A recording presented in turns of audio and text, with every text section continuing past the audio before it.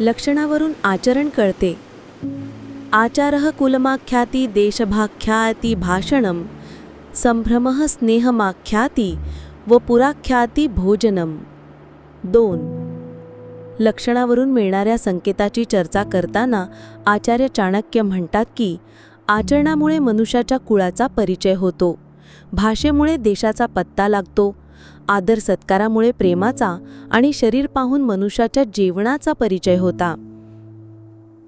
अभिप्रेत असे आहे की उच्च कुळाचा मनुष्य शालीन व शांत आणि चांगल्या स्वभावाचा असेल हे मानले जाईल व नीच वंशाचा मनुष्य उद्धट, गप्पिष्ठ आणि मानमर्यादेचे भान न ठेवणारा असेल.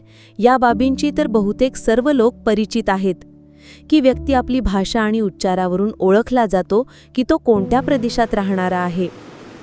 तसं पाहता भाषा थोड्या थोड्या अंतरावर थोडीशी बदलते, पण जरा मोठ्या क्षेत्रात मुख्य सूर एकच असतो.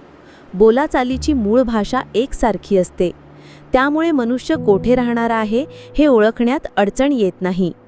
याच प्रकारे व्यक्तीच्या हावभाव आणि क्रियातून त्याच्या मनातील विचारांचा पत्ता लागतो की त्याचा स्नेह आचरण खरे आहे की देखावो. कारण मनुष्य मनातील भावनांनुरूप कार्य करतो. मनातील भावनांचे प्रतिबिंब त्याच्या कार्यात अवश्य दिसते. त्याच्या व्यवहारातूनच कळते की त्याचा लोभ खरा आहे की दिखाऊ.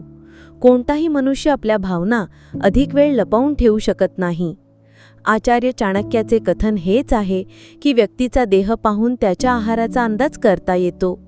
चाणक्याने येथे सामान्यतः लागू पडणारे नियमच सांगितले आहेत आणि हे संकेत व्यक्तीच्या सामान्य आत्मदर्शनातच मिळते. हा व्हिडिओ आवडल्यास कृपया लाईक करा, शेअर करा. अशाच माहितीपूर्ण आणि प्रेरणादायी व्हिडिओसाठी आमच्या YouTube चॅनलला सबस्क्राईब करायला विसरू नका.